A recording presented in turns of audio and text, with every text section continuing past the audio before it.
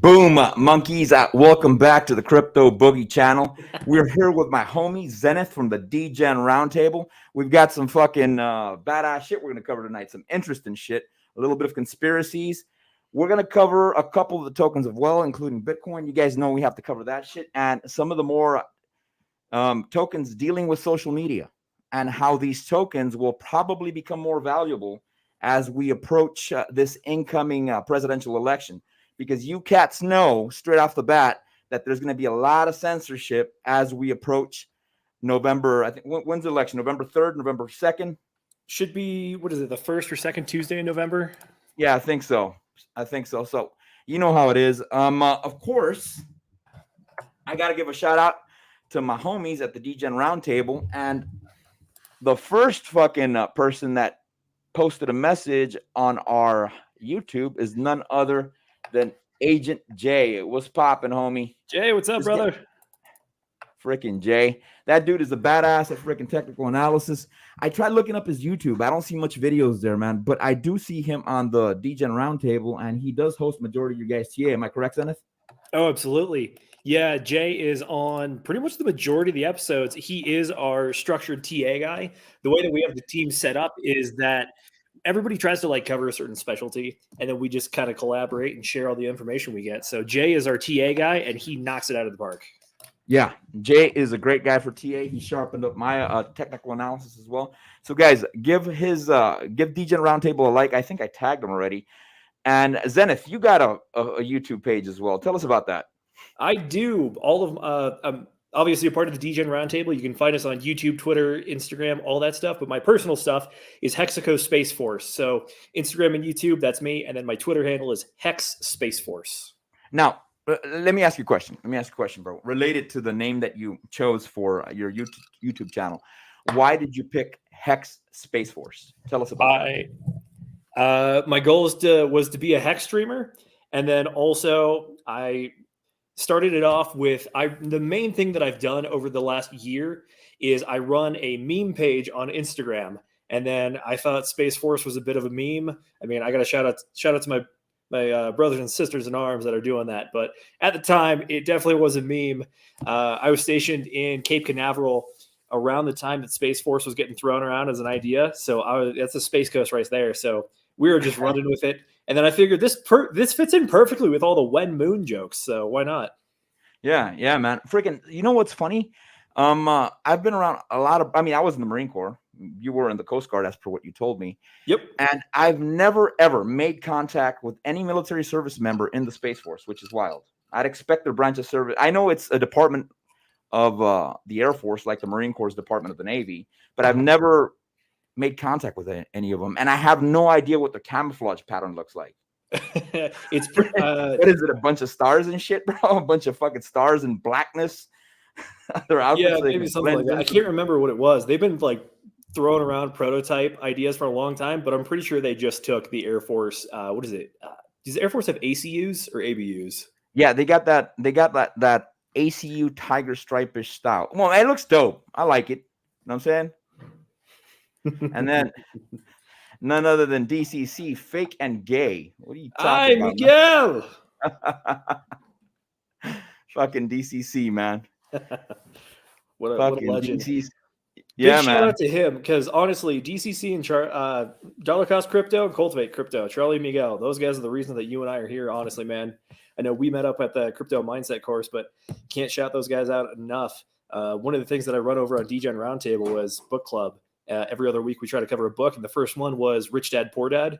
And I'm like, yeah, Charlie and Miguel, those guys are my rich dads. So yeah, man. What book did you recently cover on your last stream? I was working for that check, so I didn't get to watch your last stream. What did you guys talk about? You're good. Yeah, it was actually yesterday. We covered The Speed of Trust. It was a recommendation given to me by RG3, and I got to say, it was actually a fantastic book. I was not expecting it to be as good and relevant as it is, but it answered a ton of questions that me and the guys over at the DGen Roundtable have had when it comes to like starting this YouTube channel and the Telegram, and honestly just like working inside the crypto sphere. The idea is pretty much that you focus on being trustworthy yourself, and then after that you can start building trust with other people all the way up to like even a community, a company, or society at large. And At the core, it's pretty much just like have integrity, be clear with your intent, have competence, so you're capable of things, and also have a good track record. Those 4 things is what the book talks about. So shout out to And RG3. He was a great book recommendation, and we love him for having us on the stream and showing us love. oh wow, cool, man. I met RG3 one time, bro. I thought he was taller. I'll say this. I gotta give that. I gotta give that dude credit, man. He was in the Marine Corps, bro, and I really like the whole fucking pirate thing he's rocking. You know what I'm saying that shit. Oh yeah, for sure. You know what I'm saying we're some special characters here in the Hex community, dog. You know what I'm saying? We are. Although I gotta say, RG3 is an awesome figure in the Hexagon community. I think because he's honestly laying the groundwork for tons and tons of meetups in person. Like right now, the dude, I'm pretty sure, is still on a cruise, which is their last event for the Pulse Chain Tour. He's been doing it all year, all over the country. I had a chance to go hang out with him and a Wild SJ. She's his assistant and also a crypto streamer as well. That was in Phoenix, Arizona. We had a blast, and they're going to be doing it next year as well. So if you're looking to meet people in person, like Pulskins, Hexkins, that's the way to do it. Yeah, I concur, man. I concur. Networking is always big, especially if you're in the crypto space. Well, since we have our first Mexican in here, bro, which is none other than Miguel, let's move on over to a Spanish meme. Yes, you're correct.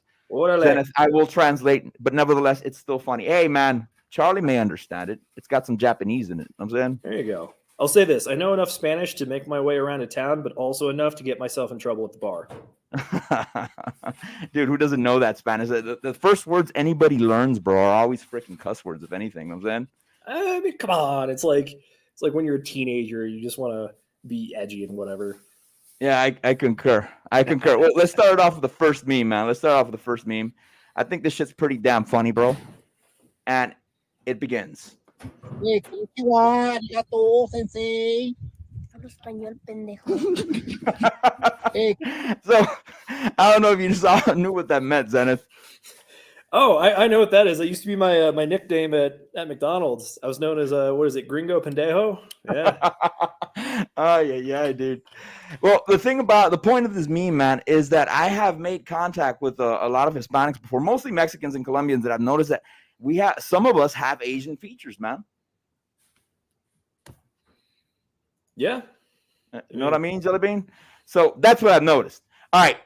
Now, for all you cats that like fucking anime and shit and have fucking girlfriends that are into fucking anime, bro, that shit can get annoying. I mean, don't get me wrong, Zenith. I do like watching an anime here and that. Here and there. I know millennials are big time into anime, Gen Z. A couple of us Gen Xers, you know what I'm saying?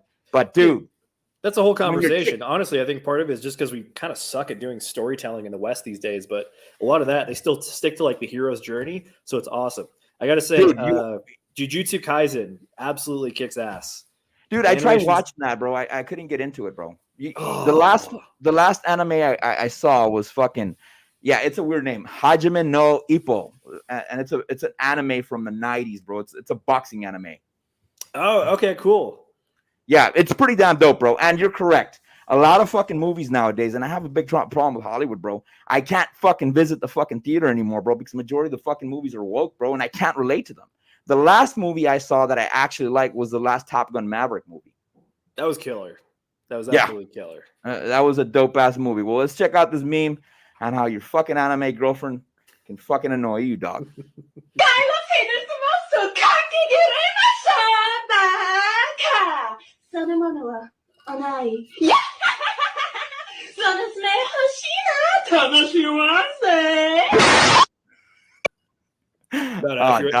It's about right. Yeah, that's about fucking right, man. That's about fucking right, man. You know what I'm saying? So, now that we've hit up the fucking memes, let's do something fucking boring. Let's do something fucking boring, and let's hit up the fucking Bitcoin chart. I get hard on with this shit, man. But to tell you the truth, bro, majority of people don't, because it's fucking lines on a screen with fucking candles on it. But when it comes to making cash, bro, I'm bullish on shit, bro. And as long as we make bank, I'm entertained, son. So let's go over to the Bitcoin chart. Let's see what this shit's about. Before we get to it, I am on vacation, so I had this prepped. So everybody out there, salute. Thanks for joining us. What you popping, man? Is that tequila? Ah, it's Fireball. I had it for the dog. ski lift tomorrow, but it was the only booze that we had today. So this is what I got. You should have told me about that shit, man. I would have pulled out a fucking shot of 1800, bro. That's my favorite shit, run of sorry the mill about that. fucking tequila, dog. I'll tell you what, if you want to, I'll do another one. Yeah. Dude, it's a little bit too late for me to fucking pop open a bottle right now, son. You know what I'm saying? Yeah, I hear you. All right. All right, man. Let's hit up the fucking Bitcoin chart. Our current value today is 43,803. From what I'm noticing from this Bitcoin chart, it does seem like we're oscillating sideways, if anything. And I was kind of expecting this because we are getting to that area that it's becoming more difficult to get to the top side of over here, which is 48,446. If we look at our current 60-day cycle, we're going to be at about day 26, give or take. And we're closely or fastly approaching the next FOMC meeting. That's going to be on the 29th. I think after that day, we're probably going to decide, or Bitcoin's probably going to decide if it's going to continue to the upside and rally or go to the downside. And people ask me this all the time. Well, which way is it going to go? It's unpredictable, man. Sometimes we get an interest rate hike and Bitcoin pumps. Sometimes we get a fucking interest rate halt and Bitcoin just fucking dumps, dude. What do you think is going to end up happening, freaking Zenith? Just a heads up, I think FOMC meeting is the 13th, I actually want to say. I've been tracking this one myself. I'm more of a macroeconomics guy, so I pay attention to that. Yeah, this one's actually interesting. So for a long time, we've been talking about how it's a balance between interest rates, the macroeconomic sense as a whole, and then how Bitcoin fits in that whole picture. So the story for this year, or more recently, we actually had, who was it, Larry Fink, the CEO of BlackRock, said that the increase in Bitcoin's price is due to a flight to quality, which is that people are worried about traditional investments, and then they're actually starting to move money to Bitcoin. If you look over at the S&P 500 chart, you'll notice that we topped out January of 2022, and since then, we haven't reached that all-time high. I want to say it was about 474, and then currently, I think we're sitting around like 460 something. We touched this point about like 2 months ago in the market, and then since then, we still haven't even hit those highs of 2022. So what that means is that the market is down as a whole. And then even since then, we've been increasing interest rates the whole time. One of the things that we were expecting is that Bitcoin might start dumping as a result because just macroeconomic pressure might be driving the entire market down. But we're starting to get to our own economic principles. And I think we're starting to see it with this last pump because, we started down by like, what, 25,500 recently? You're referring to Bitcoin? Yeah, Bitcoin. About 2 months ago, we were sitting just above 25,000. Yeah, yep. Our low was at about, I think you're correct, about 24,325 ballpark. Yeah, so I remember when we were sitting down there, I had two theories of what was going to happen. I'm also a 60-day cycle guy, so I try to track that and map out where we're going to be.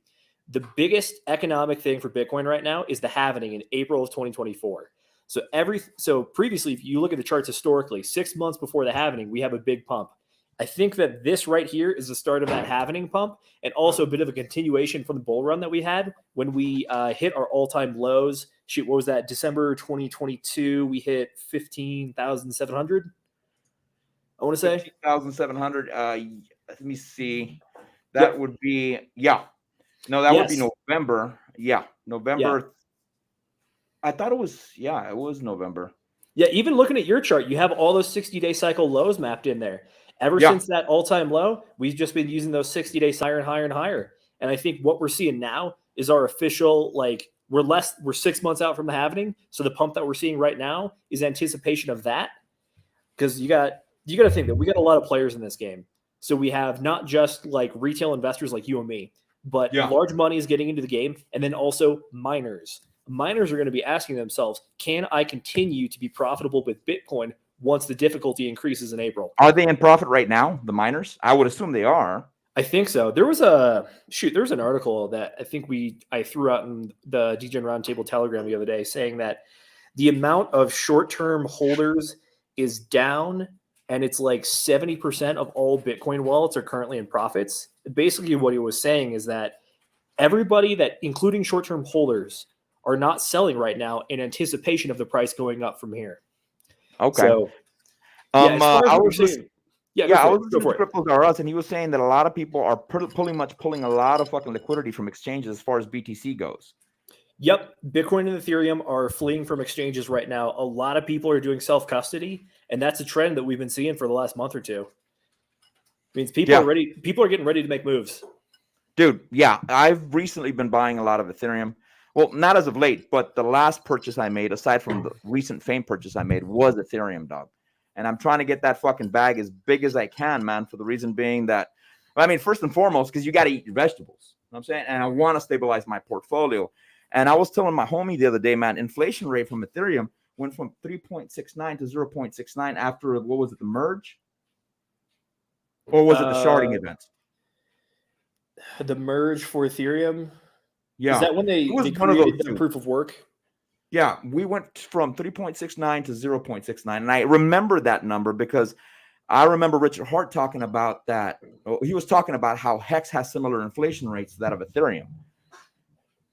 So, in essence, man, Ethereum is now fucking doggone deflationary, if anything. Yeah, it's all so even mathematically, if it is deflationary, I think one thing that it's kind of hard to factor in, but it's also slightly morbid too. But you got to understand that as time goes on, people are going to lose their wallets, people are going to die, they might not have plans set up. So there's this also like extra non-natural inflation that just happens as a result of just wallets going dead. Yeah, kind of like Satoshi Nakamoto's wallet, bro. Like those 21 Bitcoin have never moved. Exactly. Richard Hart always had that theory that he possibly may be dead, man. It's possible. Shoot, one of the theories was that John McAfee is Satoshi Nakamoto, and allegedly that guy's dead. So yeah, I concur. There was also another theory that I had heard that Elon Musk, who we're going to talk about later on today in the stream, could possibly be Satoshi Nakamoto as well. Except he started because he used to freaking shill Bitcoin, man.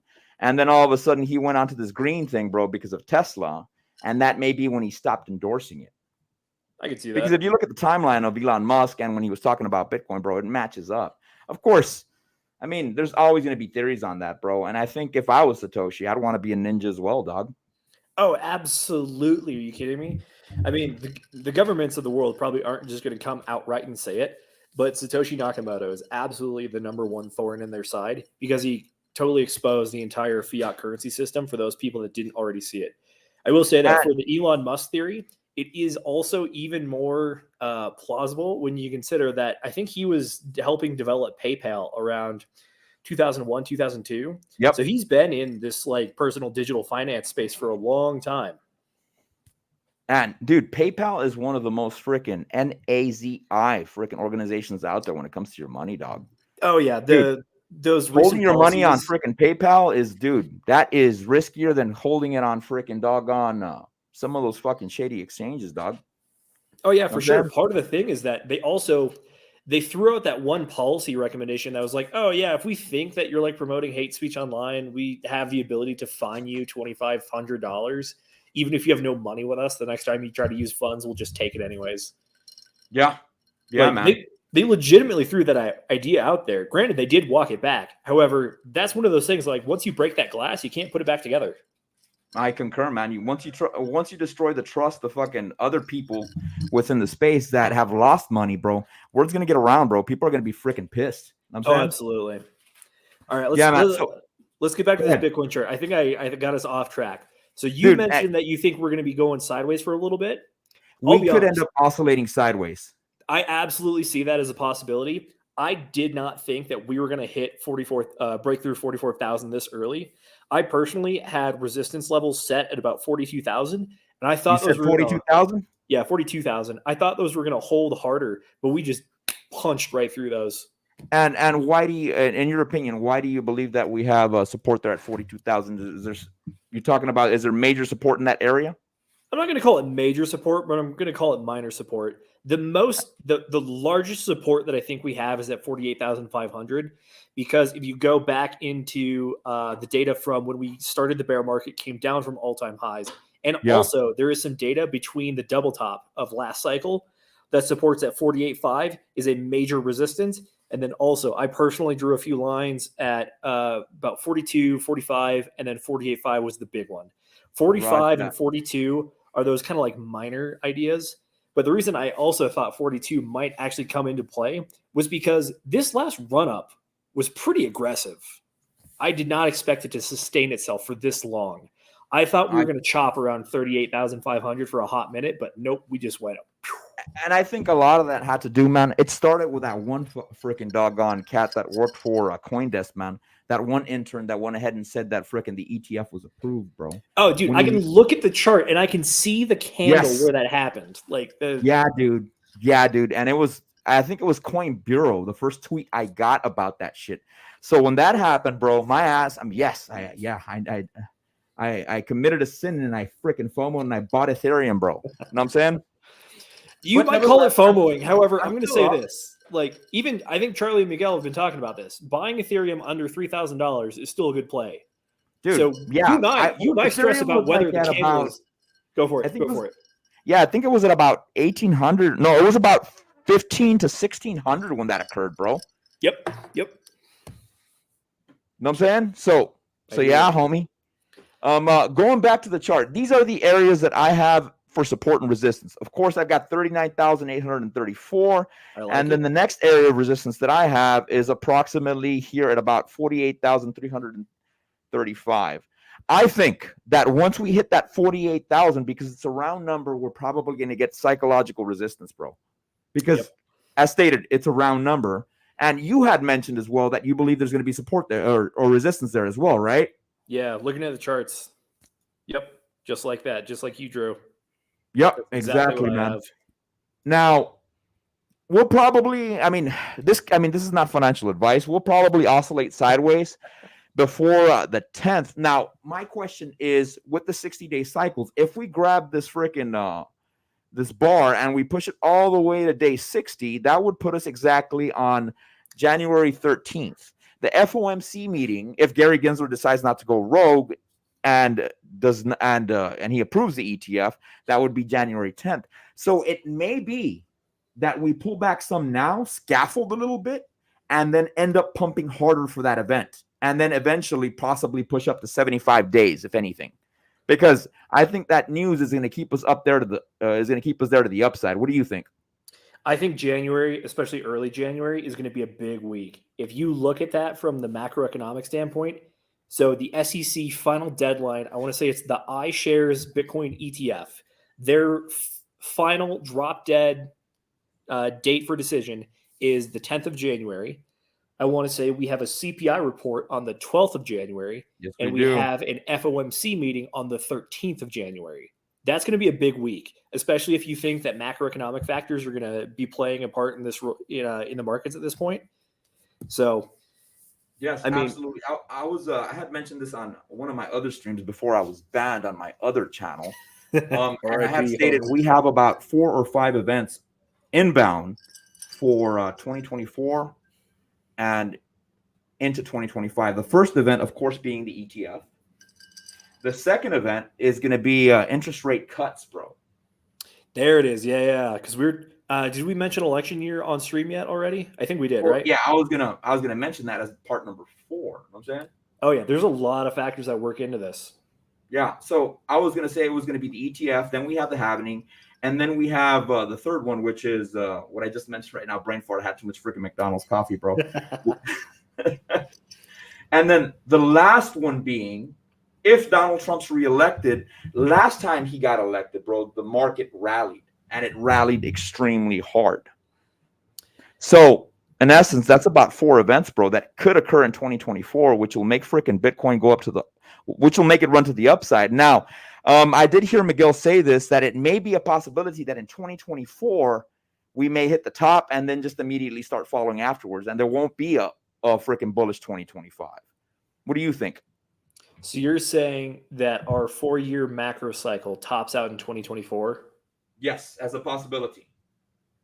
If it does top out in 2024, are you saying that it runs harder, or what do you think that the new all-time high would be higher or lower than anticipated? I guess what I'm trying to say is that in 2024, we'll run up harder and faster. This is a theory I've heard as well. I personally don't subscribe to this one because I think just the macro forces of the 4-year cycle are the dominant forces.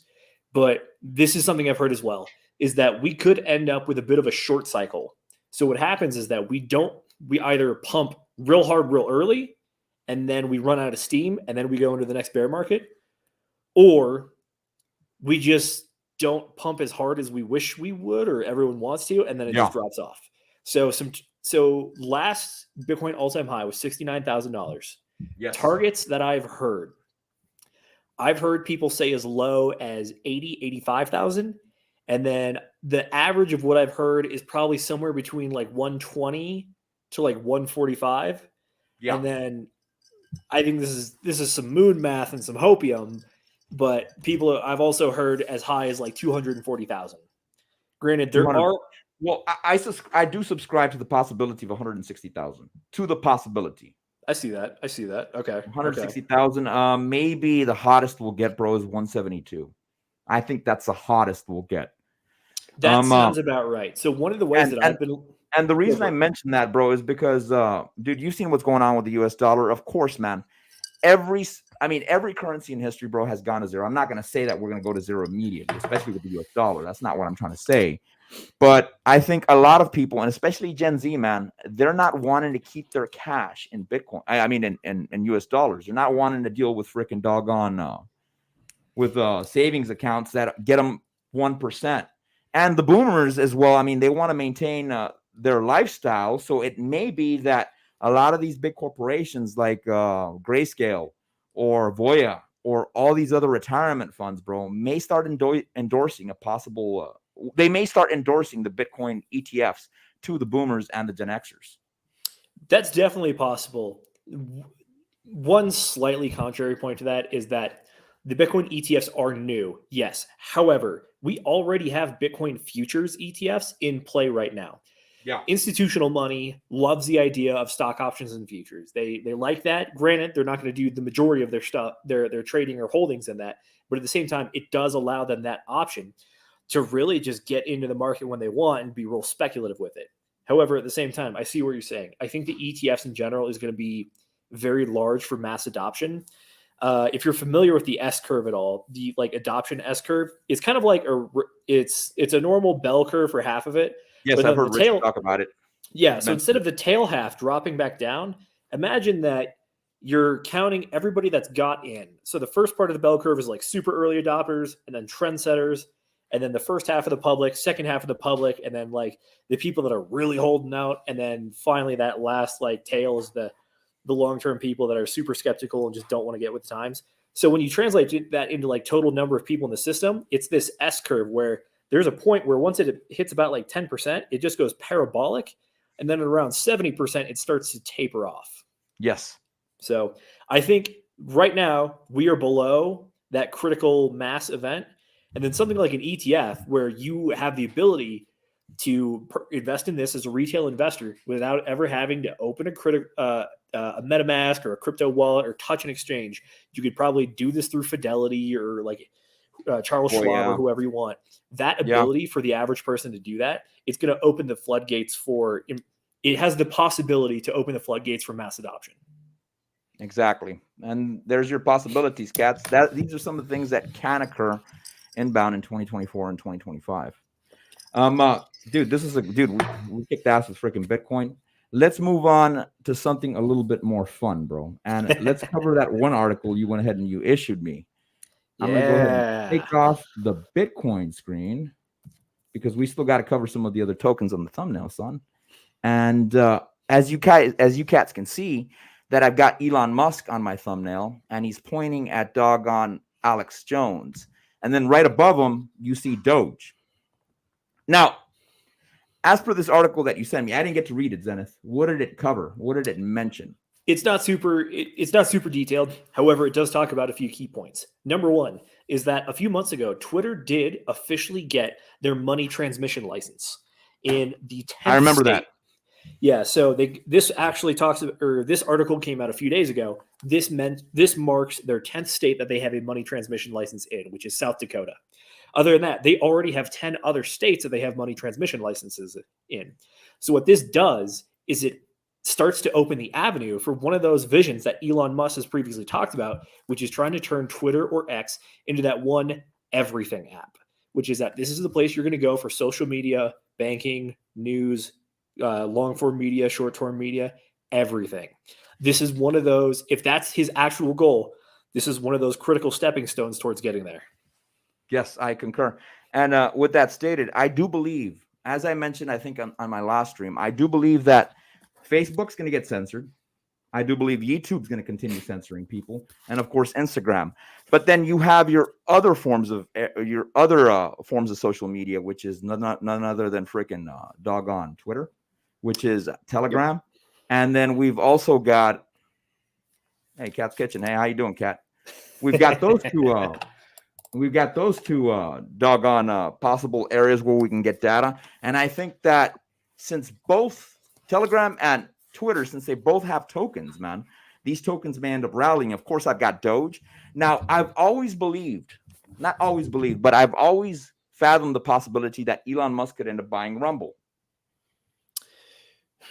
And we talked about that last time on DGen Roundtable. And I do believe that he can end up using some of the freaking doggone Doge tokens to pay some of the creators on Twitter. You know what I'm saying? It's and then possible. And then we've got Telegram as well, which it's got its own token called the Ton token. And I think these are the two main organizations people are going to use to get different news aside from what YouTube, the mainstream media, and then doggone Facebook, where you get some of your stuff. I remember everything was being blocked on Facebook during the last election cycle. Oh, yeah, for sure. So let me go ahead and hit up this freaking doggone article that you sent me. And it goes on to say Twitter obtains money transmitter license as Elon Musk moves toward crypto payments. And the summary is Musk has long touted Twitter's potential as a major financial services platform with crypto integration in your certainty. Elon Musk's X, formerly known as Twitter, has acquired a money transmitter license in the U.S., South Dakota, pushing forward the tech tycoon's vision of transforming Twitter into an everything app, similar to Tencent's WeChat. I've never had experience with WeChat. Me neither, bro. Have you? No, it seems kind of like what's the that one app that Jack Dorsey launched? The phone on your app thing. Crap.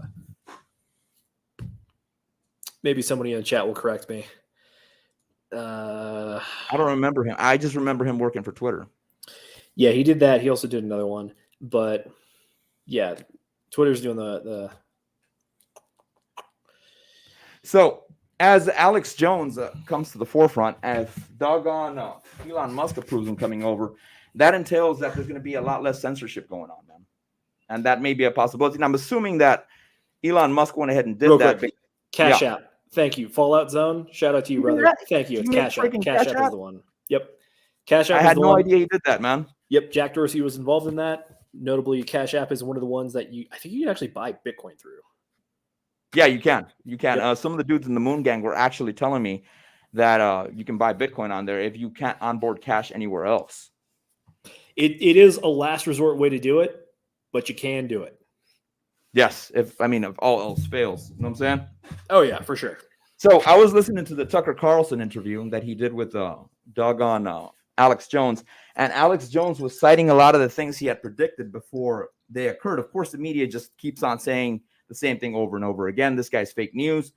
But historically, of course, he goes on to some tangent about freaking aliens abducting him and things of that nature, bro. But some of this other stuff is good to go. And I was talking to one of my homies at church, and he said the reason Alex Jones can't get in a lot of trouble because he's got a not a news license, but a what do you call that, man? A license to go ahead and entertain people, per se. You need a license to do that? Yeah, that's what he explained. Or in other words, do we need to get one of those? Yeah, to entertain people, right? You know what I'm saying?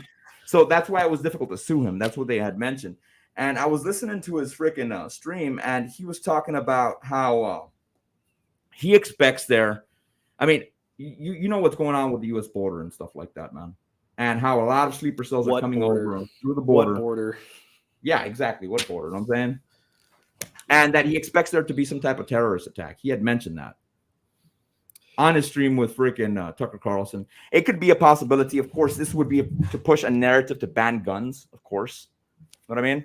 Everything always is. Whatever. Yeah, exactly. And speaking of that, somebody in the chat asked a gun-related question. We got to hit that up. Also, if you can, highlight Fallout Zone's comment about, he says probably why he really doesn't care about advertisers because moving money or crypto will make money off of the fees. This is definitely one of the attitudes that Elon Musk has had lately. I'm sure everyone's probably seen the clip by now where he literally told all the advertisers that are boycotting him recently just to go F off. And that may be a reason why he's letting Alex Jones back on, bro. For sure. It absolutely could be. I'm saying? Yeah. And that may be a reason. Somebody in the chat had asked me about 45 versus 10 millimeter. It depends on what environment you're in, man. I'll be honest. I am not familiar with 10 mil at all. What? Where does it compare to 45? Well, it compares to a 41 Magnum. Okay. And you've got no idea what a 41 Magnum is either. 10 mil was used by the FBI. But the thing about 10 mil, it's got a lot of recoil, man. Is it 10 mil or is it like a Magnum round when you discharge it? Gotcha. And I got a decent amount of experience with 40 Smith & Wesson. I want to say that was another FBI popularized. Yes, and that has to do a lot with 10 millimeter. What had happened was, I think some of the agents, they got into some type of shootout, and they couldn't really kill the suspect, or they couldn't handle the recoil, and they tried killing the suspect, and they were unsuccessful in their firefight because of the recoil of 10 millimeters. So they decided to go ahead and freaking transition over to 40. So they asked for freaking Smith & Wesson to make a 10 millimeter short, and that's how 40 was born. The original trilogy of bullets, or the original trinity of bullets, was 9 millimeter, 10 millimeter, and 45 ACP. The Lord's caliber, two world wars. Exactly, man. Exactly, bro. And 10 millimeter is a lot of fun to shoot, bro. One badass thing about 10 millimeter is if you shoot through a windshield, man, you could actually hit your target. Interesting. You know what I'm saying? So that's why it was really, really freaking popular. You know what I'm saying? And I think it was Scott's Corner that asked 10 millimeter versus 45 ACP. Both are great rounds, man. I think 45 is a little bit more affordable than 10 millimeter, so I would go with 45. And it's a little bit more universal. You know what I'm saying? Yeah, I know. Isn't 45 ACP just by the nature of how heavy the bullet is? Basically, all of that ammo is subsonic. So if you care about that. Yes, because it runs under... Give me a second, man. My dog's going crazy, bro. You're good. You're good. I'll entertain the people real quick. Shout out to Moonpill Rational Optics. Good to see you around here, brother. No, this glass is different from the one stream on Wednesday, but thanks for showing up to that one and this one. 10 mils the big bro, 40 Smith & Wesson. Oh, for sure. Yeah, I used to own a 40 Smith & Wesson Glock. It's the worst Glock naming convention ever. It's the Glock 22 is the name of it, but it's chambered in 40 Smith & Wesson.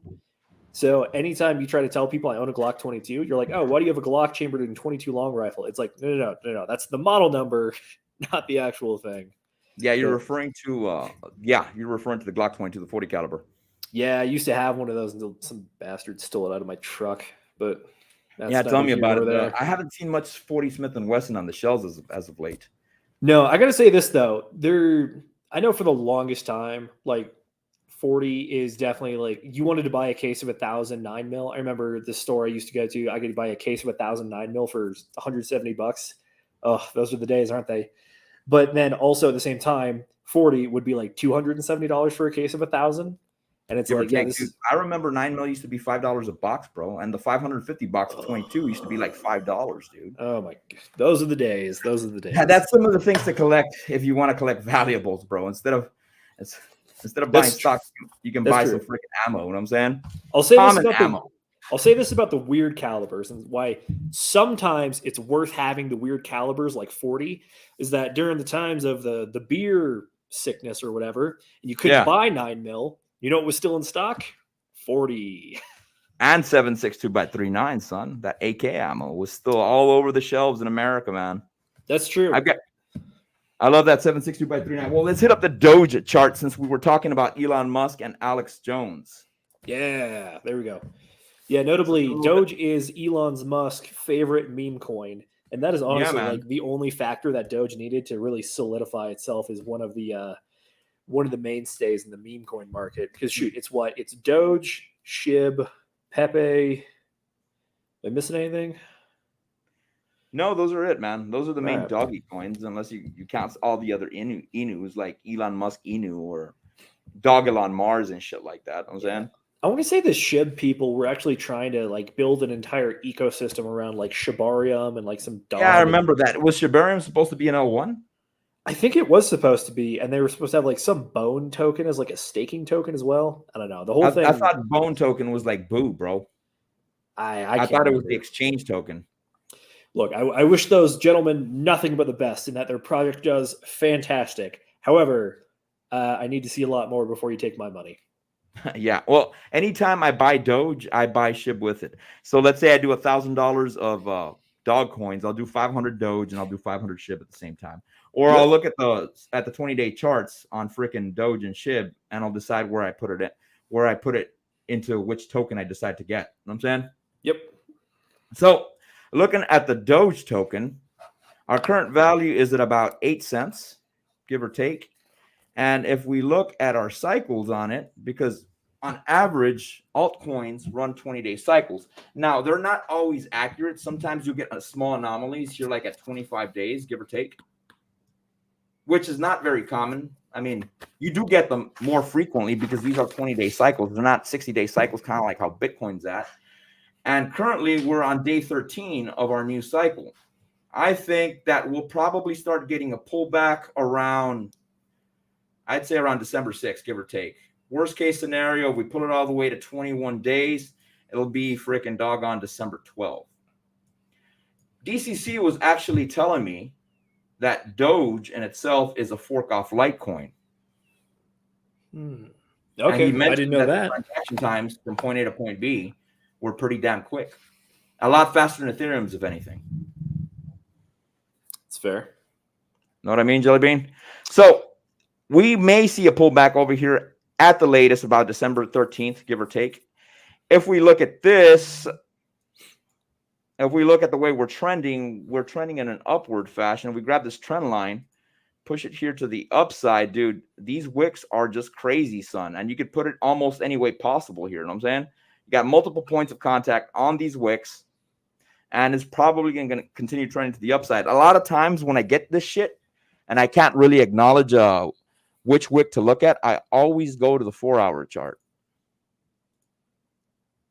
And the 4-hour chart, as I showed on your last stream on DGen Roundtable, I activate the EMA ribbon, and I see where it's bouncing around off. So as stated, we may come down here to an 8.5 because that's the upper portion of the freaking EMA ribbon. And unlike over here, in this two areas, you see the EMA ribbon separating between itself. So that's where you see doggone freaking Dogecoin pumping a little bit. You know what I'm saying? Versus here, we're still kind of tight. And hence why Doge hasn't really bounced around so much. Dude, You know these wicks are crazy. Yeah, they are nuts, bro. They are nuts. If we see this blue line here, that's a 200 EMA. And we also have that area as support, man.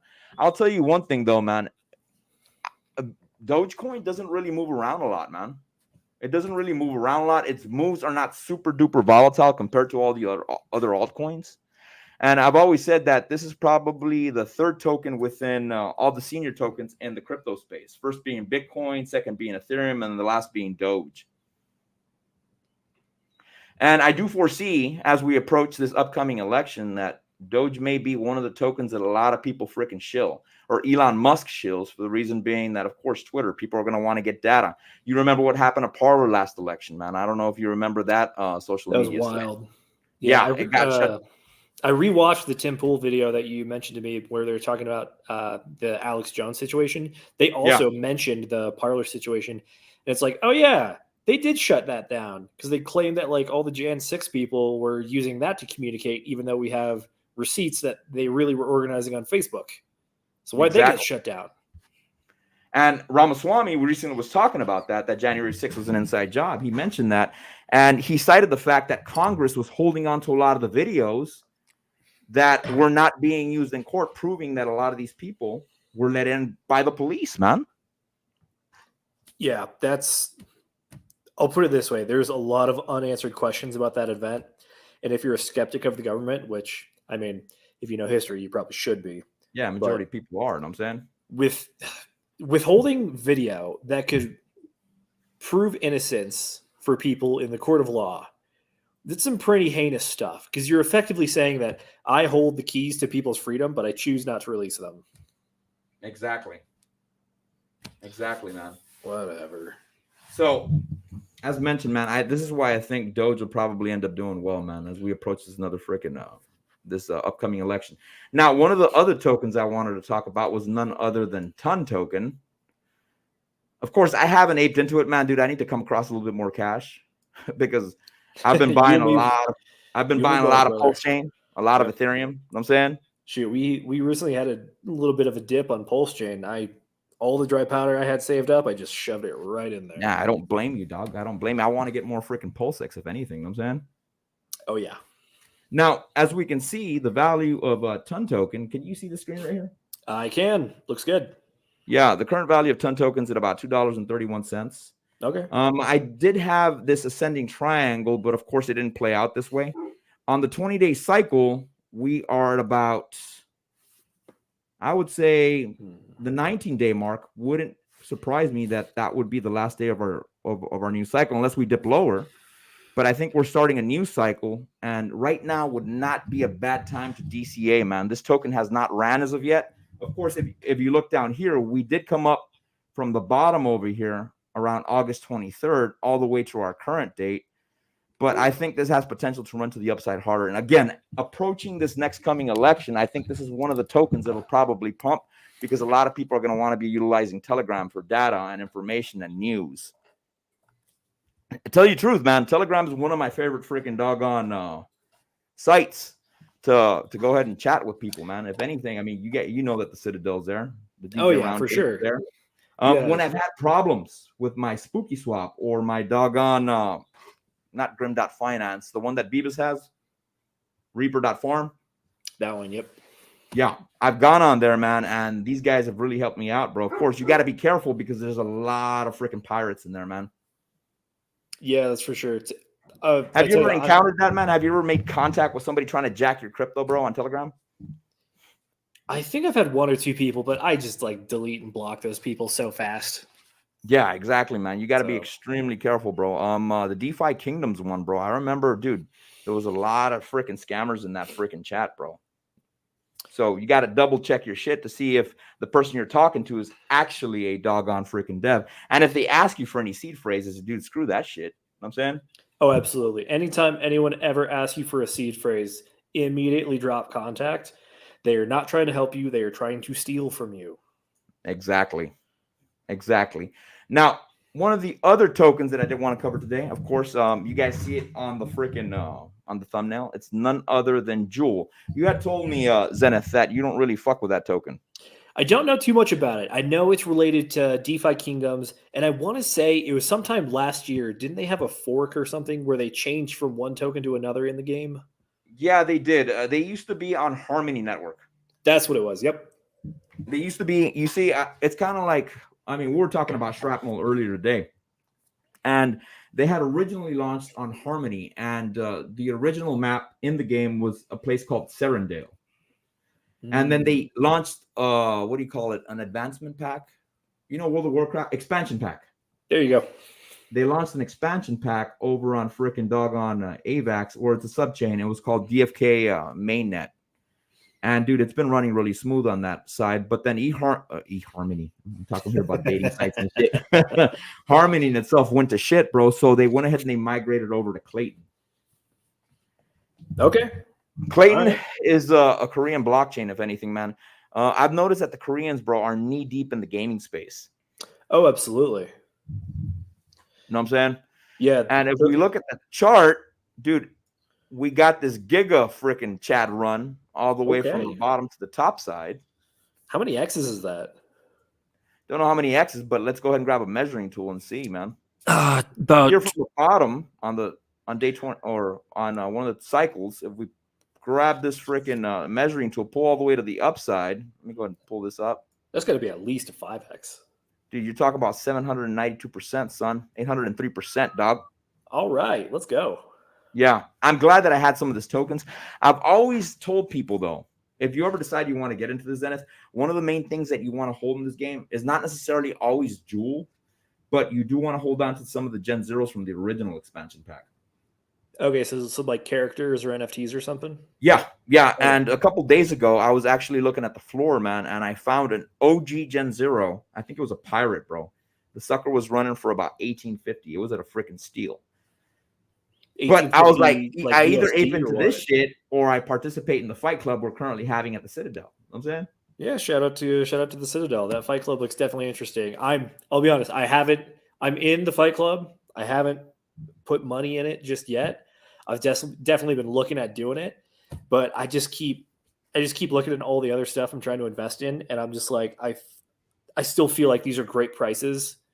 And I feel a little more sure about investing in L1s like Pulse Chain and in HEX and Phantom and Illuvium. And I'm like, I'm torn. Yeah, exactly, man. I'm saying now, one of the things here about freaking a lot of people don't know this, man, especially people just getting into the space, is that dude, Jewel actually used to be worth $20-some, dog. Really? Yeah, dog. Of course, this is not a complete chart. I like the fact that I can use the EMA ribbon here on TradingView. But the highest it shows here, bro, is what, $45 for Jewel? That's around launch time. I would have to check the original chart, which probably be on cointrader.pro, bro. You know what I'm saying? Yeah, sometimes TradingView doesn't have a full history, which is annoying. But a lot of people in the space, they're talking about the possibility of Jewel going up to $10, give or take. Okay. Yeah, I'm a little bit more bullish on it, and I think it'll at least match what it did do, which was about $22 on average, bro. I think it can. I think that we'll probably get a good gaming run at the beginning of 2025 or late 2024. Let's see. You said $22. I think we had the low there at 10 cents. Yeah, that's like a 220x. Yeah, that's not that's not out of the realm of possibilities, homie. I'm saying that's not bad. That's not bad at all. Yeah, dude, there was some Gen Zeros running for about $45,000, bro. $80,000, bro, last time. You know what I'm saying? That's wild. Yeah, that's real wild. It's nuts, bro. It's nuts. And I think one of the reasons these Gen Zeros are so freaking hot, Zenith, for the reason being is that you can go ahead and you can breed them endlessly. They've got versus the other Gen 1s, Gen 2s, Gen 3s, they've only got a breeding cycle of about 10 times. So basically, in essence, these other NFTs will hit the wall. Okay. All right. You know what I'm saying, man? That was supposed to be a red pill joke, bro. I heard you. I'm just saying, like, I didn't know that. I thought blockchain, we were trying to escape our own mortality, but this is just built into the system. Yeah, exactly, man. Exactly. Now, you had mentioned that you were interested in shrapnel, man. Tell me about that, bro. What's this about? So I'll throw this out there. When it comes to everybody on the DGen Roundtable, I'm one of the more boring people out there. My entire portfolio breaks down like this. I have blue chip stocks, or crypto coins, which is basically Bitcoin and Ethereum. That's about half my portfolio. After that, I have my Richard Hart ecosystem. So Pulse Chain, HEX, PulseX, any other side plays I'm doing in there. That's about another 35, 40%. And then the last little bit I have reserved for GameFi. Notably, I'm in Illuvium, Gala, and then I'm trying to get involved in Shrapnel and whatever ends up coming out of the Dr. Disrespect game called Dead Drop, which is different from their main website, which is called Midnight Society. Very confusing, but it is what it is. So yeah, Shrapnel is a extraction-based first-person shooter. If anyone has ever played, did you ever play Call of Duty Modern Warfare 2 that came out last year? I think I did, yes. Yeah, they have a mode in there called DMZ. With DMZ, you load in with whatever gear you want, or you have to run around the map and find guns to pick up and use. And then you accomplish a task or whatever you're trying to do, fight other players, kill a boss, and then you have to get out. And anything that you extract with, you get to keep. That's the gameplay that Shrapnel is going to have. The scenery for it is it's kind of like in a sci-fi future. There's a giant asteroid that passed by Earth and a bunch of fragments fell off. And there's these rare minerals that you have to go find from these fragments that fall from the sky. This is also like a decimated area. So it's basically a bunch of like PMCs or what's another or contractors basically like going fighting for the scraps and then trying to get out with the loot. So that's the gameplay. It's become a very popular genre in the gaming space as a whole. So if you're familiar with so previously we kind of had like battle royales take off. We had like DayZ, Fortnite, PlayerUnknown Battlegrounds. Those really took off. Then I think people saw the success of Escape from Tarkov, which I'm a big fan of. I'll just throw that out there. And then people have been trying to emulate that. So we've seen stuff like DayZ, the normal mode as well. And then you have Escape from Tarkov, obviously. You have the DMZ mode from Call of Duty. This extraction style shooter is kind of one of those trends in the gaming space right now. So Shrapnel is trying to capitalize on that. So is Dead Drop, being developed by Dr. Disrespect. Shrapnel is not available to the public for early access just yet. Dead Drop is, however. So they just had what's called Snapshot 7. They have enough of a game and they have enough content creator input to create enough content that they put it out, and you can buy an early access pass for, I think it was like 15 or 20 bucks I got. And so far I have fun with the game. It sounds like Dead Drop is going to be more hardcore, so expect your race to probably be like 20 to 30 minutes versus Shrapnel, excuse me. Shrapnel's 20 to 30 minutes. Dead Drop is a little more arcadey, and it's you go in, you have 3 lives. You can go in with gear, you can go in with nothing and pick up everything. And then after about like 5 minutes, your extract's open, and you can get out. So matches can take anywhere between like 5 and 10 minutes. Dude, I'm expecting players to run nothing but freaking cheap fucking gear, bro, throughout that game. Being masters of cheap ass gear, bro. It's camo, possible. they're not gonna want to drop their Gucci shit, homie. You know what I'm saying? Yeah, for sure. I mean, the stuff that I've played, it's with Dead Drop in particular, you don't have to bring in a ton of stuff. If you want, you're going to run in and like find a gun in like 15 seconds. It's not going to be like, you're not going to have all the attachments. It might not be the one that you like the most. Yeah, but exactly. It's enough to get going for sure. And then I will say, the interesting thing that I personally think about this trend of what we're seeing is that this is actually solving a problem that the gaming industry has been trying to solve for a long time, which is real money transactions. The idea that like even back in the day with World of Warcraft, you could go to some website that's kind of sketchy, I'm not gonna lie, and then you give them your credit card, like for $5 Yeah, I remember that. 10,000 gold. What they're doing is they're solving that, where they're saying like, hey, we're no longer going to keep this as a black market. We're going to own the market. All of your gear, all of the cool stuff that you want, it's going to be tokenized. If you want to trade it with other people, go for it. We don't care. It's your NFT. Do what you want. Play with it, dive with it, lose it, or sell it. We don't care. We're here to make the game. You guys manage the marketplace. Exactly, man. Well, speaking of that, I know we didn't prep for this, bro, but people are talking about GTA, the next GTA coming out, possibly having freaking cryptocurrency transactions in it, bro. I don't know if the SEC is going to like that, man. And they may press hard on Rockstar about that shit. You know what I'm saying? Well, what would they press about exactly? The fact that you can make money playing the game. Well, because they were pretty strict with any type of crypto gaming, bro, as far as apps go that launch on the Apple App Store or the Google Play Store, unless you know of any. I know freaking Axie Infinity, there was no available app. I guess the question to ask with that is that SEC driven, or is that driven by the App Store to try to like stay in the good graces of the SEC? Because right now the SEC is kind of off the rails under Gary Gensler. I'm not going to lie. Based on what we've seen, it seems like Gary Gensler is trying to govern the SEC by attempting to win court cases, which right now he's on a bit of a losing streak, which is good for us. Tell me about it, man. Good. 2024 can't come soon enough for that, man. But yeah, it's weird because you can literally go watch videos of Gary in 2018 when he was a professor at MIT talking about how 75% of the crypto space is not securities. Yep. And then even in 2022, as the head of the SEC, he released a letter where they identified upwards of 20 cryptocurrencies that they just magically called securities. Yeah, man. And then he was shilling the Algorand token. I mentioned this on DGen Roundtable last time. And they're associated now with the Clinton Foundation. That does not surprise me. At the same time, that's when Gary Gensler was shilling them, dog. You know what I'm saying? It's wild, dude. That I was following the FTX court case pretty closely, and then before that, I also did a bit of a primer. I did the white collar version, and then I did my drunk Uncle Z conspiracy theory drawing of it all. And I was like, all right, Gary's connected here to MIT, the SEC.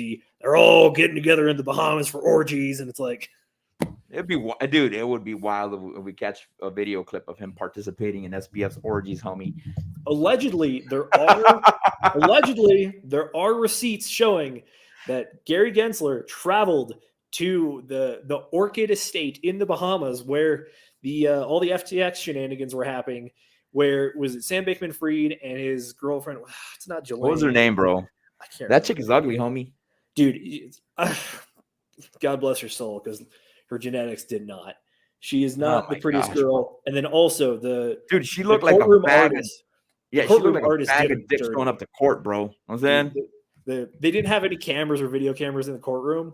Possibly a good thing, possibly a bad thing. So you only had the courtroom sketches to work off. And thank you, Caroline Eastman. I think that's the name. Yeah, that's the name. Boys. There we go. Yeah, we got Brendan, Willie B. Long. Good to see you, boys. Yeah, Caroline Eastman. The courtroom artist did her dirty. Dog. She looked like a freaking bag of dicks, man. Like, she looked like straight up death, bro. She looked like, oh man, dude. She looked like Hillary Clinton after she lost the election, homie. A little bit. Season up, collapsing into a van. Know what I'm saying? I hear you, brother. I hear you. Since we strayed a little bit from the crypto talk, bro, we went from that to freaking Caroline Ellis. Let's go ahead and check out the shrapnel token. Mind you, we just found this token as of recent. There's not a lot of data on it since it's only launched for I think it's only been out for about 22 days. And this is the shrapnel token. It's only been out, according to Deck Screener, if this data is correct, only 24 days. Based off the website information that I found, the token generation event happened in late August of this year. And then this is probably maybe some recent data or when this was actually like released to the public. Yeah. So that's my estimation on it. As far as just a timeline for the project, their estimations is that they should have playable early access open for people mid to late 2024. Yeah. On average, give or take. So they've also publicly stated that the primary goal of the project right now is they want to get the game running first and make sure they have a good product before they start to really go heavy and integrate all the crypto and NFT stuff. So yeah, it would be better they do it that way, man. I think that's the way to do it. Honestly, it's one of the evolutions that we've seen in GameFi's. Previously, there's all the play to earn stuff, and then their tokens went like hyperinflated, and then it was like, well, the only reason to play was to earn instead of play to have fun. So now that I can't earn anything of value, why am I playing? Exactly. So speaking of launching a project before you launch your tokens, how dope would it be? And I know this is not related to Shrapnel. If freaking Richard Hart launched the freaking new Richard Hart freaking MetaMask before even launching its token and participating in the sacrifice phase. I think that would be something necessary right now, especially with the way MetaMask is screwing around with the freaking HEX ecosystem. You know what I'm saying? Yup, precisely. Yeah. I was talking to my homie about that shit, and of course, some of us, we staked out some of our HEX utilizing the MetaMask wallet. So in the event that doggone MetaMask no longer even lets you freaking swap that token, we were worried that, shit, bro, what about our HEX stakes? And we found a minor solution to it, which would be to utilize the Rabi wallet and shut down your MetaMask, and you can do your transactions on there by entering your original 12-word seed phrase. Interesting. Food for thought. If MetaMask ever does go that route, you know what I'm saying? Yeah. As far as not to plug too much here, but so on Wednesday, DGen Roundtable is going to be having a guy on. His name's Stephen Bates. He actually wrote this book. It's called Securing Wallets. He's been in crypto. Securing Wallets by Stephen Bates. I'm yet to give it a stamp of approval or not, but I finished it today. It's good. The guy's been a security and like crypto analyst for a hot minute. And one of the things that he talked about in the book was that when it comes to, you got to think about how to lose money or get hacked or scammed. You got to actually think about what the attack vectors are to you. And I know a lot of people worry about their wallets getting hacked, but the reality is that your wallet getting hacked is actually like very, very rare. It seems like a lot of the primary ways that you get screwed over and you fumble the bag is that you give up the seed phrases to somebody you shouldn't give them to. Yep. As long as you protect that hard. Yes. Or you put them on your freaking on your keychain on the computer and things of that nature. Your computer gets fucking hacked. And then for sure. There's multiple ways to do this. If you want theoretically, I do not advise this, and I know Charlie and Miguel will not advise this either, is that do not put your seed phrases into a keyboard other than to start or recover your MetaMask. Don't save it in a Word document. Don't save it in a picture. Yep. Don't put it in the cloud, because those are hackable. Those create vulnerabilities, which is, this is now an item that somewhere someone can go use and get against me. Versus, I can write this down in pen and paper. The only way you're going to get those seed phrases is if you get this piece of paper. And good luck getting my piece of paper, because then you're going to have to go through me. Yeah, man. I concur, bro. You got to cross your T's, dot your I's when it comes to your freaking wallets, bro. Bingo. I remember the first MetaMask wallet I ever made. I actually took a fucking picture of it, bro. I fucking chucked that wallet, son. And then I was trying to get my homies into crypto as well, bro. And they did the exact same mistake. They took a screenshot of the freaking of their wallets. And that's no go. So I made them chuck their freaking 12-word seed phrase, and I made them make a new one. You know what I'm saying? Good. So now I am super duper ninja about that shit, bro. As Miguel states, dude, you almost got to do it in a freaking room with a fucking like small light over your head, bro, with no cameras, your phone away, and all that other shit. You know what I'm saying? Yeah, exactly. I had heard that one of the main places where you can get your wallets jacked is at airports, bro, when you're trying to access your funds. You know what I'm saying? Because airports usually have really good quality cameras, so they can really zoom in on your shit and see what you have on your freaking on your notes and stuff like that, dude. Yeah, it's possible. It is like, I know I don't even think I'm overstressing this point, but protecting those 12 to 24 words is the most important thing you can do with crypto. Yes. Unless you have that, you have nothing. So like, yeah, is it a little bit paranoid to be like, the security cameras are going to get my seed phrases? Not really. Like, that might just be prudent and wise. Yes, of course, man. I mean, this is not TradFi banking, homie. You know what I'm saying? Not at all. And TradFi banking, somebody can jack your freaking debit card information, bro. Extract freaking cash, but you'll still be covered. You know what I'm saying? Oh, yeah. I'll say this. Up to $250,000 backed by sure. the faith of the U.S. Treasury. For sure. Have you ever seen the movie Catch Me If You Can? Yes, I remember that movie where the Secret Service is hunting down Leonardo. Yep. That's like the Wild West of financial banking. This is like pre-internet era. This guy as a kid figured out how to like forge checks and do all this crazy stuff. And the answer was, it was just kind of new to the time, and no one had ever gone down that rabbit hole and done it before, so nobody knew what to protect against. Crypto's in the same space right now. This is a very new technology. It is a fledgling industry. And unfortunately, as a matter of just as part of that, we're kind of rife with fraudsters and scammers. I know we love to give Gary Gensler shit, but when he does testify before Congress and say that crypto is full of scammers, fraudsters, hucksters, and con artists, unfortunately, he's not wrong. Well, I mean, that is the minor population, bro. It is crypto people, but nevertheless, that's the most highlighted population of the. Well, that's where the damages come. The media thrives off this negative data, bro. Especially when we're venturing into something new like crypto, bro. And if anything, you know that TradFi has their fingers deep into all this freaking this traditional media outlets out there. You know what I'm saying? Oh, for sure. So let's cover the FTM token and boo, bro. And I think we'll call it a night, homie. Do you fuck with Phantom? I just started to. I've been trying to figure it out. I think I'm an idiot because I still have been having trouble trying to get an ERC20 Phantom to native Phantom. I think I've encountered a few other people that are having similar issues, but trying to bridge. I'm trying to bridge from Ethereum to Phantom. Utilizing the multi-chain bridge. Yeah, dude, I know what you're talking about. I'm hoping that it's at price parity, bro. Ethereum Phantom and regular Phantom. You know what I'm saying? For sure. By the way, before we get out of here, I do want to. You and I can have a quick chat about a few different calibers between 762 by 39, 556, and one of my personal favorites, 300 Blackout. I did my homework. I did my homework for you. I tried harvesting a video for that, man. That wasn't fucking 12 minutes long, so we'd show the chat. Of course, one of the reasons that I got banned on my last YouTube channel is because you can't hold weapons when you're on a live stream, bro. Yep, good to know. So yeah, man. For you cats that want to end up live streaming, you cannot hold the weapon while you're live streaming. It's got to be pre-recorded. And they've even got stupider rules, bro, where you cannot extract accessories from the weapon like a magazine, bro, or else that does constitute a strike. I'm expecting a lot of gun YouTubers to actually get taken down because of that, man. Especially if Alex Jones' theory is right, Yeah. and there is some type of freaking T attack in the United States involving this type of shit, you know damn well, bro, the media's gonna go after freaking the guns, bro. And you're probably gonna see YouTube use that as an excuse to go ahead and not freaking show any more freaking the gun tube channels. You know what I'm saying? Exactly. Did you I know think this. back in when I used to own the holster company, bro, back in the day, bro, I think it was a 2011, 2012, bro. I remember a lot of gun YouTubers were actually migrating over to Pornhub, bro, and uploading their videos there, dude. Dude, I mean Cornhub. They were uploading their videos It's to out there Cornhub. now. Whatever. Know what I'm saying? So yeah.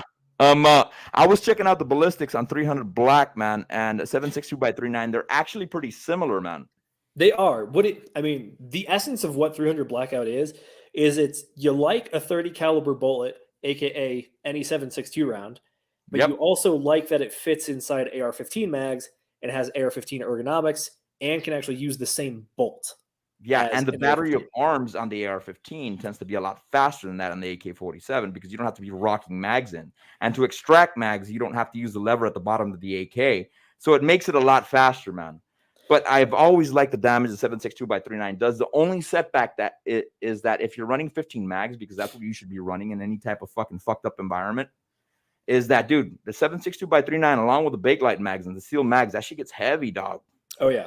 That shit gets heavy, man. Humping that shit 10, 15 miles, bro, dude, you will get freaking sores on your feet. Now, you're probably wondering why the hell I said the word humping. In the Marine Corps, we use the term humping instead of road march, the way they use it in the Army. You know what I'm saying?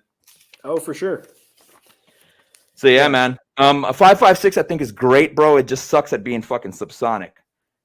Oh, for sure. Also, unfortunately, 7.62x39 also kind of sucks at being subsonic as well. It's closer, but Yes. it's not there. I got to say, though, Exactly. like, as much as we have this debate, at the end of the day, you got to understand what your purpose is. All of these different calibers are designed for different things. I know that you as a Marine guy and me as a Coast Guard guy, we trained in very different environments. I'm trying to learn Yes. more about, like, the idea of operating in a fire team, the idea of being an infantryman or a rifleman that's trying to engage at 300 plus yards.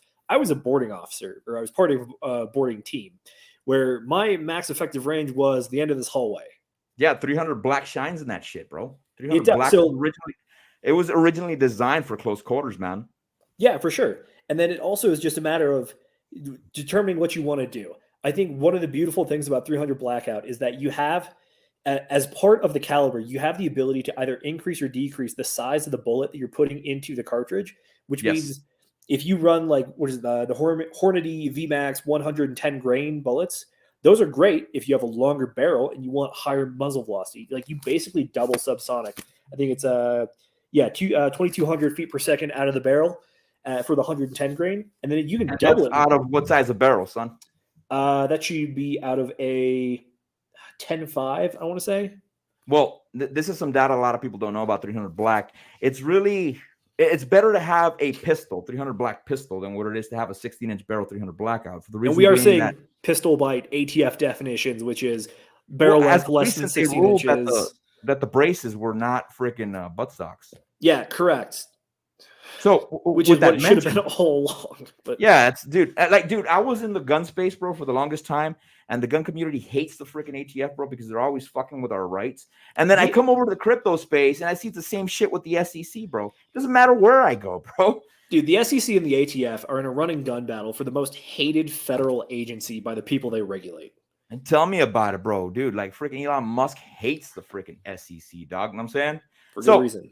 But Back to what I was mentioning 22. was, if you're rocking a 16-inch barrel on 300 Blackout, it's really better to rock a 9.5 or a 10-inch barrel instead of the 16-inch barrel, because you only get 200 feet per second improvement, bro. If you're rocking this the is something 16-inch that barrel.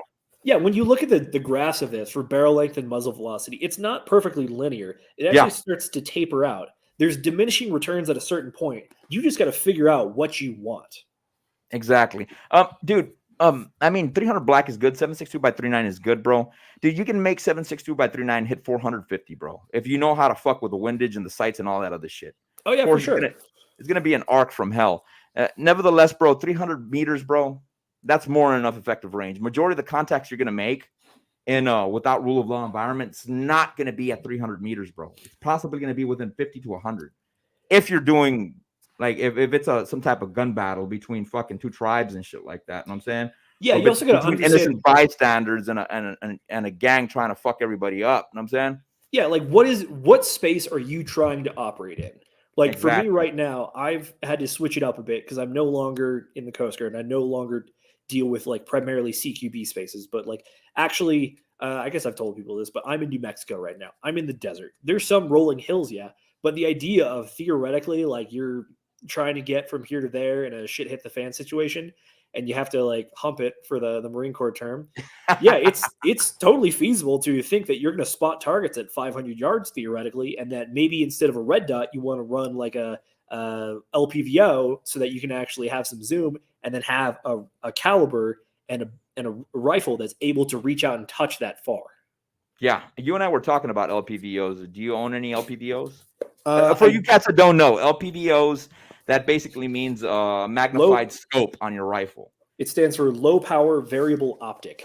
A lot Yeah. of times you're going to see a very popular one is the EOTech Voodoo. I want to say there's a little knob on the top that you twist, and you can go Yeah. anywhere between 1 times magnification to 8 times magnification. Yeah, especially if you're making them long range shots. In the Marine Corps, bro, we have to qualify at 500. Well, it's changed as of late, man. Now they're rocking ACOGs, but when I was there, we had to do fucking 500 yards, bro, with irons. A lot of people don't believe us. They think we're talking shit. I'm serious, dog. No, I hear you. So I guess fun fact, I actually used to I was trained to shoot as a young teenager by competition shooters. So when I learned to shoot, I was shooting an AR-15 at like 200 to 300 yards using irons as well. So I hear you. Yeah, I get you. Moonpill Rational Optics M14, bro. And it's a lot of fun, but that bitch heavy, man. That bitch so freaking heavy, dude. You know what I'm saying? She's front heavy too. Yeah, bro. Yeah, I mean, and I heard it has a difficult time being suppressed. You can, but you would probably have to run one of them fucking doggone, not the OSS suppressors. They updated their name. I think it's HEX, where all the gases get pushed out to the front. Now, one of the things I love running suppressed, by the way. I fucking love running suppressed and shit. I'm trying to get a one of the things that I hate, bro, and I love running AK suppressed. AK ammo, bro, tends to be extremely dirty. So when you discharge a weapon with a suppressor, bro, oh, that fucking glass of gas blow back in your motherfucking eyes, dog. That shit fucking stings after you ran about 500 rounds. Hence why I really like that HEX shit. As of recent, fucking Knight's Armament did have a flow-through suppressor where it pumps out the gases through the front, and Surefire is currently working on the same thing. Now, if you cats wondering which ones to pick, remember, Surefire has military contracts. That's why they cost more. I would rather go with the HEX because it's too much freaking weight at the front end of the pistol. Surefire always makes heavy-ass fucking suppressors, dog. I got to say this, though. For running suppressed between just your standard run-of-the-mill AR-15 versus an AK, the AK from a gas standpoint is always going to be better just because of the operating system. It's the long-stroke piston. The AR-15 is direct impingement, which means that you will be getting gas to operate your bolt back all the way in the chamber, which is right next to your face.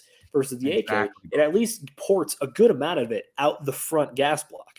So that might save you some lead in your lungs later down the road, but exactly, man. You gotta, dude. If you shoot a lot, bro, you gotta get yourself checked for lead poisoning, bro. Oh yeah, all the damn time, bro. I don't really, and we'll kill it. I mean, we'll. This will be the last conversation about guns for now, and then we'll go ahead and move to the next token. But I'll say that final note though, for anybody that is a fan of Grand Thumb, the point that he makes about that the weapon system is cool, but you are the weapon. Make sure that you get training, whatever you can get your hands on with, and you can get efficient with. That's what you should be focusing on.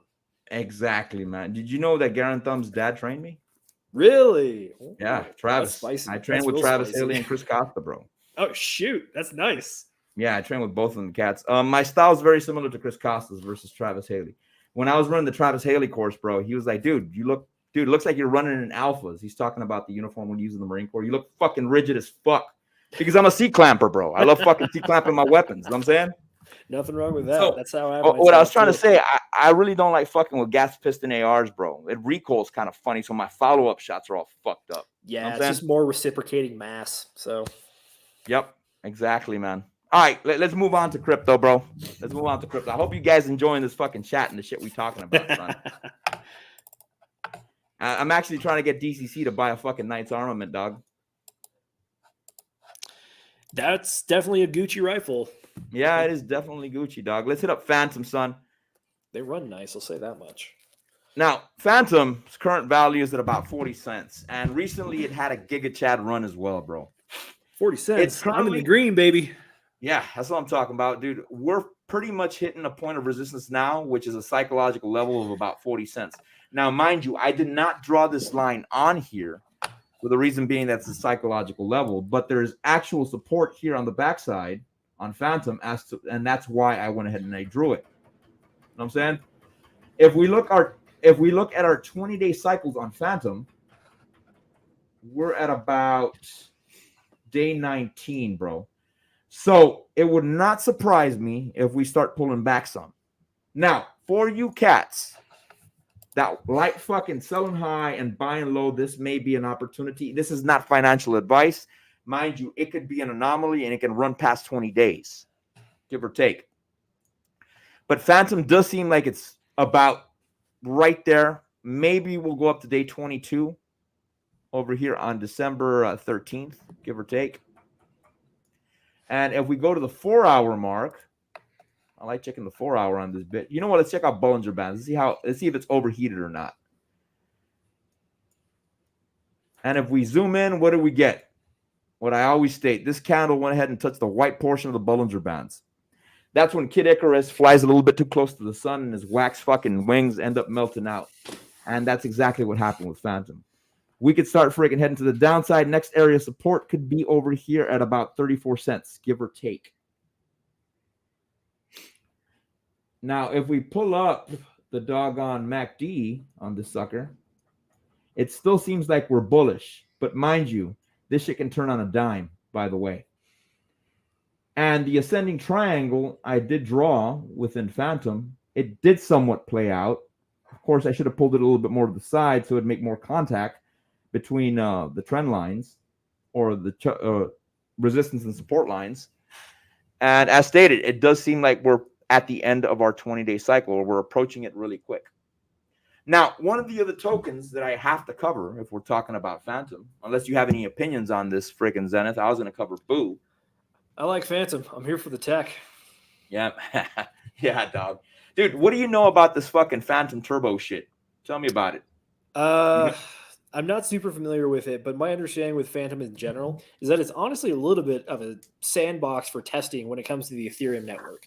Also, just the way that Phantom as a protocol is written and designed, it's way more efficient and a lot faster than Ethereum. So it can handle blocks faster. And more importantly, it stores data in smaller amounts. They found a way to store all of the data in smaller spaces, which means that I think the analysis was, it was like DAG, ain't it? Yeah, it's something like that. I think the numbers, there was a presentation that one of the Phantom guys gave that was Charlie Miguel highlighted it in the course that I took. That was honestly one of the best webinars when they were covering this one. Phantom talks about like how it's capable of running like 10,000 transactions a second, and the amount of data that it stores is 8 times smaller than Ethereum's data tracking. So the amount of data required to store the entire blockchain is so much less, which makes it a lot more accessible to people to run their own validators and nodes and stuff. Yeah. I'm a big fan of Phantom. I mean, I really like the Pulse Chain ecosystem and the HEX people and that ecosystem entirely, but Phantom's hands down been one of my favorite tokens, bro. And I really like the tokens that are associated with Phantom, to include Oath, to include fucking Beats, to include fucking Liquid Driver. I heard as of recent, Liquid Driver had an update, man. I'd have to look into it a little bit more. But Liquid Driver is another one that I'm very bullish on. I remember its value used to be at about $20, give or take. I think right now it's in the 30 cents range. I'd have to look up the chart. I don't have it prepped, so hence why I'm not going to show it to you cats. I'll fully admit, when it comes to Phantom, I'm really only familiar with the Phantom token itself and Boo. And then outside of that, I'm not too familiar with the projects. But I like the chain. Dude, you got to research the Magic Cats, bro. Magic Cats are fucking fire, I know a little bit about that one as well, yeah. Because that's that's like an NFT project that allows you to like boost staking or something. Yeah, that's exactly what it is. I think they were the very first ones to implement that. Quote me on that. Yeah, they're one of the OG NFT projects out there, I want to say. Yeah, man. They were always freaking fire. When I had my consultation with Miguel the first time, bro, when he was teaching me how to fuck with crypto, he actually used Spooky Swap to explain to me how to utilize crypto. Nice. And he was telling me, buy some fucking Magic Cats, buy some Magic Cats. And I'm like, dude, I don't even understand this shit. And I had just run out of cash because I had bought the top on fucking Phantom and HEX. You know what I'm saying? So, and every chance that I've had as of recent, bro, I have some Magic Cats, but I could have obtained more, bro. You know what I'm saying? We're always going to try to obtain more. Yeah, man, we're always going to be ourselves saying for that it. shit. You know what I'm saying? Yeah. So I wanted to show you cats a little bit of Boo, which is one of my favorite tokens. I love pairing it with Phantom for liquidity pairs, or you can make this bitch into X Boo. And if you make the sucker into X Boo, I think you get the Macho token or something like that, bro. Of course, it's like the incentive token, and you just want to dump that bitch. You know what I'm saying? And get more Phantom or get more Boo. Now, as we look at the chart right here, as of recent, you guys saw that I drew up this Elliott wave. The current value of Phantom or of Boo is at 92 cents. I don't think this chart entails the full value of it because the top portion of this chart, let me see. Let me go to the weekly. On Boo, I remember it used to be up at 44 bucks. Here it's showing it at 39, dude. So Boo has massive running potential, and it did achieve a minor Elliott wave, not one of the strongest. Of course, our current value is at 92 cents.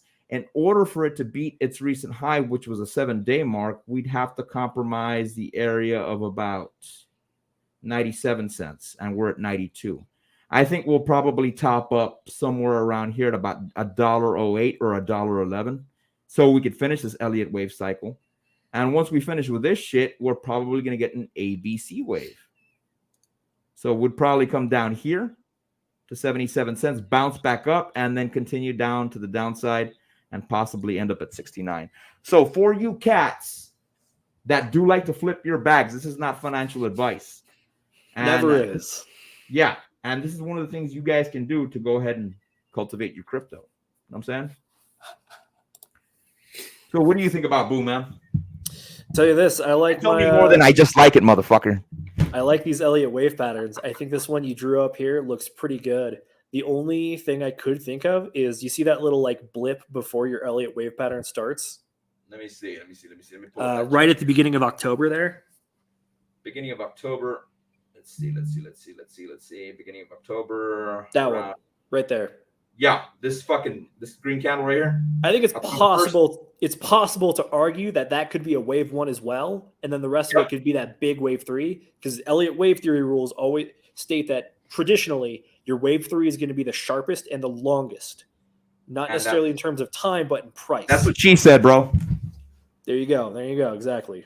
Third one says that. Shoot, I wish I could see the rest of this chart. Like, is there maybe like a Fibonacci level you're looking at, or like a previous support or resistance level for the top of that wave 5? Top of the wave 5, it would be around that wick right there. Area here, man. We would have this area, but of course, I'm being conservative, dog. Okay, so, that's fair. This makes sense. Let me go ahead and show that because that is an interesting point that you do bring up. You see these two candles up over here that we have. And if we grab this fucking ray, put it over here, and it would put us at about $1.11. It's a possibility. You know what I'm saying? And then we would have this other portion over here at about $1.25, but I'm trying to be conservative with it. And these are the only two candles that I had found that would match up with that $1.11. Yeah. Do you have this tracked on 20-day cycles? Let me see. I don't think I do. I don't think I drew it up. Yes, I did. Let me check. Gotcha. I'm not familiar with 20-day cycles. We have this anomaly here of about 25 days. Gotcha. And then if we grab this with the 20-day cycles over here, let me go ahead and fucking remove this Elliott wave so I can show you cats. It's a little bit convoluted. We would be at about barely on day 6, son. Yeah, I'm not very familiar with the 20-day cycles for altcoins. It makes sense based on what you're saying. I'm just going to have to look into it more before I start utilizing it. Yeah. But to kind of wrap this whole thing together, it's very possible that your wave 5 might even go a little bit higher than this, depending on what time frame we're looking at. The reason for that being is that we're officially less than 6 months away from the halving. Bitcoin is leading the market. Granted, the way it's going to work, in my personal opinion, is we're going to have Bitcoin pump first, then Ethereum, and then altcoins are going to follow it. So theoretically, if Bitcoin does make a local top in April, then that means that we can expect Ethereum to do something similar a little bit after that, and then the altcoins can run a little bit after that as well. So I'll tell you, with something like this, where it looks like it's already starting to trend in that upwards direction, I think there's only more upside from here. I'm going to have to look more into this coin personally, but based on the chart and what we're looking at right now, it seems plausible. Yeah. One of the recent streams I did, I actually informed people that we had just finished our cycle, and it was an anomaly of about 25 days.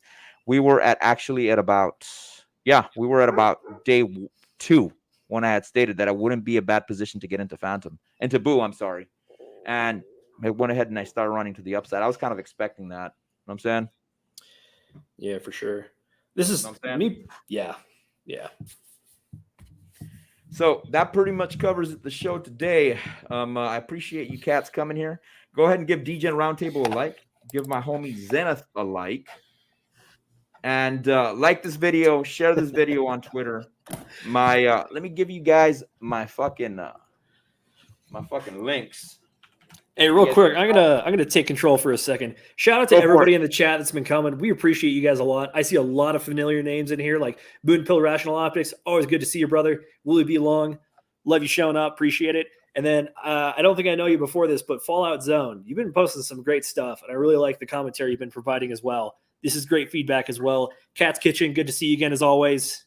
Yeah, shoot, this has been a great stream. I've been having a blast. Yeah, dude, it's been off the chain. Except my fucking dog kept fucking pissing me off and getting in the way, dude. I couldn't focus on what you were talking about. He even made me lose some of my train of thought that I had with Alex Jones, dog. Mind you, my dog's name is Noveski. Nice. It's named after a fucking rifle, dog. Here are my links, guys. I cannot share it on YouTube's regular fucking postmarks at the bottom for the reason being that my channel is rather new because my last one got banned. Benny Blanco, what's up, brother? Actually, bear with me. Yeah, tell you what, while you're sharing some links, let me just do my final plug thing. All right, so I will not be on the show this week, but DGen Roundtable, we have our main show every Sunday, 9 p.m. Eastern Time. I'm on vacation right now, so this is the last stream for me for a hot minute before we get to Wednesday, where we will be interviewing Stephen Bates. Wednesday is our typical guest stream, or we do an AMA with the Whiskey Wednesday, which Moon Pill Rational Optics may have made an allusion to earlier about me still drinking the same drink from them. I'll just put it this way. We have a good time on those. And then every other week on Fridays at 9 p.m. Eastern Time as well, I run a book club. This next week, we're actually going to be covering a book called How to Avoid Trouble with the IRS. If you are self-employed, a part-time or a gig type person, like an Uber driver or something, the author is actually Will Stevenson, another member of the DGen Roundtable. It's actually his mom. She used to be an IRS agent. Thank you, Cassie. 8 p.m. Eastern Time. My bad. But yeah, she used to be a agent of the IRS, and she's going to walk you through 10 tips on how to avoid common mistakes with actually filling out taxes for yourself. One of the things people forget is that when you get a normal paycheck from somebody, the employer pays half of your taxes for you. But if you're employing yourself, you kind of forget about that, so you got to account for it. So we got some great books, great guests coming up, and we got the Sunday show as always. And if you like TA, catch Agent J on there. We had a fantastic stream last time Boogie came on. That was a blast. It was supposed to be me, Boogie, and Jay covering TA for a bunch of different charts. But we ended up just started riffing off each other, and then we just got so off track. But it was a fantastic show because we covered a lot of topics. So yeah, that's what I got. You can catch me at HEXCO Space Force, Twitter, YouTube, Instagram. That's my stuff. Thanks for having me on, brother. This has been an absolute blast. Cool. Catch you cats on the flip side. Adios.